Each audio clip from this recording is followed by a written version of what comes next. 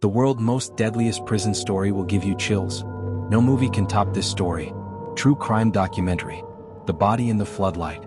The night air was heavy, damp with the scent of rain on concrete, when the sirens first tore through the silence.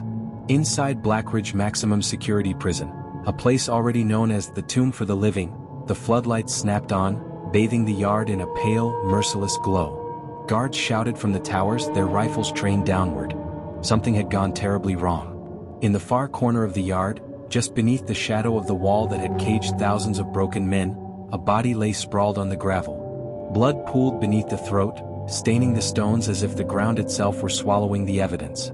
His name was Mateo Cruz, an inmate who had already survived 5 years inside the most violent prison in the Western Hemisphere, a man who once claimed he feared nothing. Now he was dead, throat slit so clean it looked surgical. The question wasn't who wanted him dead. In Blackridge, everyone wanted someone dead. The question was how it had been done under the glare of cameras, behind walls 10 meters high, under the constant watch of guards who swore nothing escaped their eyes. Detective Laura Jensen arrived within the hour. She was tough, sharp, and already tired of seeing bodies left behind in prisons where the lines between guards and gangs blurred like ink in rain. Standing over Mateo's corpse, she noticed something odd. His right hand was clenched tightly as if he had died holding onto something. The guards had overlooked it. She pried it open with gloved fingers. Inside was a scrap of torn fabric, black, slick with blood. At first glance it looked meaningless, until she realized it wasn't cloth at all. It was part of a guard's uniform. That meant one of two things. A guard had killed him or a guard had been close enough during the murder to do nothing. Either way it was explosive. The warden, a cold man named Harold King, tried to brush it off. Cruz had enemies everywhere, he muttered, his jaw clenched. The man was a walking target. Don't waste your time with theories about my staff. But Jensen wasn't convinced. She dug deeper. Mateo Cruz had once been a cartel enforcer. He'd run drugs through Miami, put rivals in shallow graves in the Everglades, and left a trail of blood from Florida to Texas.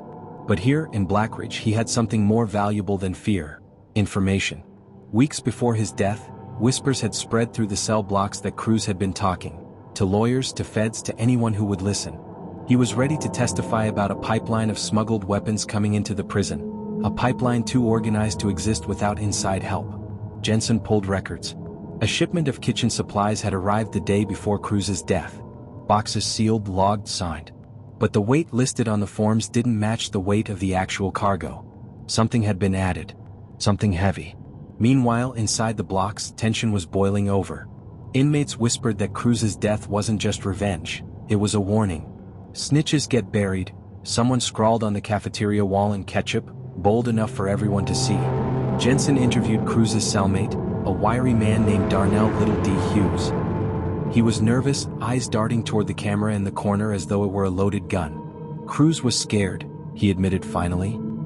He kept saying he had a deal lined up, that once he spoke his piece, he'd be walking free. But then he said something that made me think twice. He told me, "It's not the inmates I fear. It's the ones with keys." That line stuck with Jensen. She followed the trail. Security footage of the yard during the time of the murder showed nothing unusual. Guards in their towers, inmates moving about, then chaos as the body was found. But frame by frame, Jensen caught something subtle. One of the guards on patrol, Officer Bennett, had shifted his position minutes before the attack. In that brief window, the camera angle conveniently lost sight of Cruz. 30 seconds later, Cruz was bleeding out. When she confronted Bennett, he smirked, almost amused. "You think I killed him? Lady, I've been working this hellhole for 12 years. If I wanted him dead, you wouldn't have found a scrap of cloth. You'd have found nothing at all." The arrogance in his tone only deepened Jensen's suspicion. But proving it was another matter. Guards closed ranks. Records were scrubbed. Witnesses inside the prison suddenly went silent. It was as if the walls themselves had swallowed the truth. Still, Jensen pressed on. She obtained one final piece of evidence: Cruz's personal effects, sealed in a plastic bag. Most were ordinary: letters, commissary receipts, a Bible with missing pages. But tucked inside the lining of the book was a note scrawled in shaky handwriting. "They're bringing them in through the kitchen. The boss wears a badge. If I don't make it out, tell them to look in the basement freezer." The basement freezer. It was the one place Jensen hadn't been allowed to search. The warden insisted it was off-limits, reserved for food storage, nothing more. His refusal made her more determined. That night, under the cover of a routine inspection, Jensen and a junior officer forced open the heavy steel door to the basement. The cold hit them like a wall, breath fogging in the frigid air. Rows of meat and vegetables stacked high, crates labeled with suppliers' names. But in the far corner, beneath a tarp, sat something that didn't belong. She pulled it back and froze. Inside the freezer was a sealed wooden crate, the kind used for military shipments. Stenciled across the top in black paint were the words, "Property of the U.S. Department of Defense." And that's when Jensen realized, this wasn't just a prison murder. It was something far bigger. Because if military weapons were being smuggled into Blackridge through the kitchen, then Cruz hadn't just been silenced by inmates. He'd been silenced by an entire machine. But before she could open the crate, a sound echoed from behind, the click of a safety being released on a gun. The crate in the freezer. The metallic click echoed like thunder in the frozen silence. Detective Laura Jensen stiffened, her pulse hammering in her ears. Slowly, she raised her hands, the chill of the freezer gnawing through her jacket. "Step away from the crate," a voice growled. She turned her head just enough to see the reflection of steel in the freezer's polished surface. Officer Bennett. His pistol was aimed squarely at her chest, his breath fogging the air. His eyes carried the weary confidence of a man who had done this before. "I knew you were too curious for your own good," Bennett said, his finger hovering over the trigger. Cruz thought he was smart. He thought he could play both sides. You're just another fool who doesn't understand how things work in here." Jensen's junior officer, Ramirez, stood frozen beside her, panic etched across his face. "Bennett, think about what you're doing." "Quiet," Bennett snapped. "The moment you walked into this prison, you stopped being a cop. You're on our turf now. And out here, we decide who walks out and who doesn't." Jensen's gaze flicked back to the crate. Department of Defense. The truth was right there, locked beneath nails and steel. If she died here, it would stay buried forever. But fate intervened. A sudden blare shattered the tension. Sirens, alarms screeching overhead. The intercom crackled, "Code Black in Cell Block D." All officers respond immediately. Bennett cursed under his breath, lowering the pistol for a split second. It was all Jensen needed. She lunged sideways, grabbing a crowbar from a nearby shelf.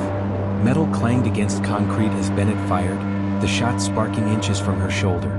Ramirez shoved against him, and the gun skidded across the freezer floor.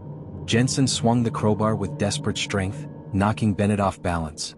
He crashed into a stack of crates, groaning as frozen packages rained down. By the time he scrambled up, Jensen had the pistol in her hand. "Don't move," she hissed, training it on him. But Bennett only laughed. "You think this ends with me?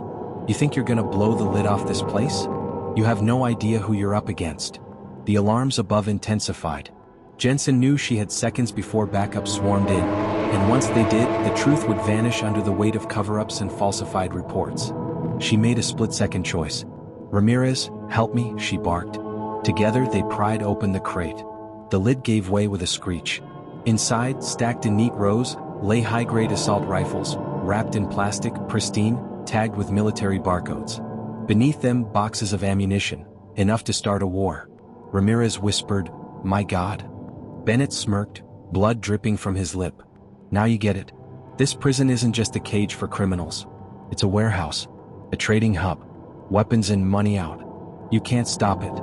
Before Jensen could reply, the freezer door burst open.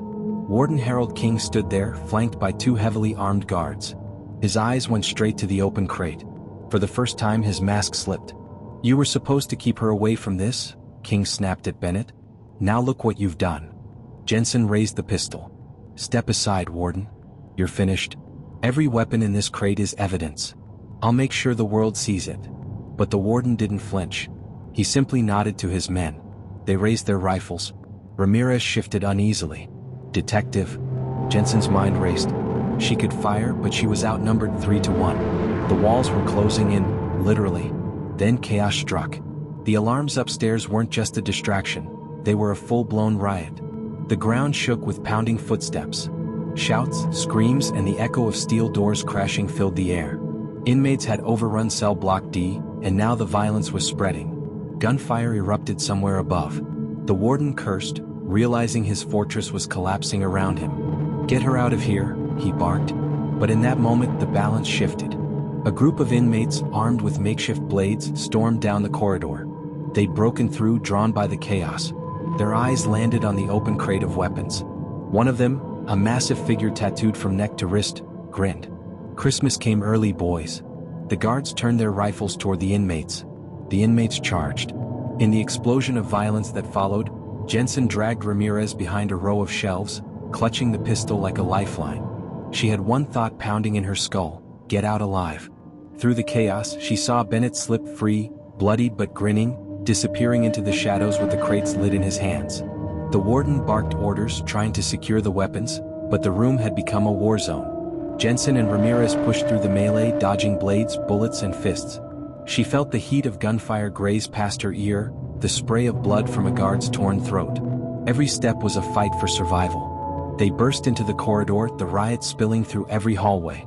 Doors were open, alarms howling, prisoners flooding the passages like a tidal wave. The prison was no longer under control, it was a battlefield. "Detective, where do we go?" Ramirez shouted, his voice barely audible over the chaos. Jensen's eyes darted toward the exit signs. "We get to the control room. If we can shut down the gates, we can trap this madness before it spreads." But as they pushed forward, a chilling realization hit her. If the weapons scattered among the inmates, Blackridge wouldn't just be a riot, it would become the bloodiest massacre in prison history. They reached the control room doors only to find them locked. Inside, Jensen could hear voices shouting. She pounded on the steel. "This is Detective Jensen. Open the door." Silence. Then a gunshot. The door creaked open slowly. Inside, the control room was painted in red. Operators slumped over consoles, throats cut, blood pooling at their feet. And standing in the middle, holding a blood-stained knife, was Bennett. He smiled. "Told you. This place belongs to us." Ramirez lunged, but Bennett moved faster. The knife slashed, Ramirez cried out, collapsing against the wall. Jensen fired instinctively. The bullet tore into Bennett's shoulder, spinning him back. He dropped the knife, but his laugh echoed through the room. "You think you've won?" he gasped. "You haven't seen the worst yet."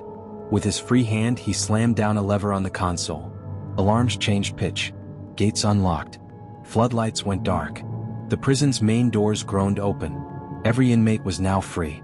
Bennett staggered back, blood soaking his uniform. "Blackridge belongs to the wolves now," he whispered before collapsing to the floor. Jensen rushed to Ramirez, pressing her hands to his wound. His breathing was shallow, but he was alive. Outside the windows, chaos spread like wildfire, gunfire, screams, explosions of violence. She looked down at Bennett's lifeless body, at the open gates on the monitors, at the crate of weapons that had already begun to spill into desperate hands. The realization hit like a hammer. Blackridge wasn't just a prison anymore. It was about to become the epicenter of a war. And as the first flames licked the night sky, Jensen whispered to herself, "The world has no idea what's coming." Blackridge, the deadliest prison, wasn't just a cage for the world's most violent men. It was the ignition point of something bigger. A secret trafficking network, a collapsed system, and now, a prison-turned battlefield. The story doesn't end with Cruz's murder. It begins there.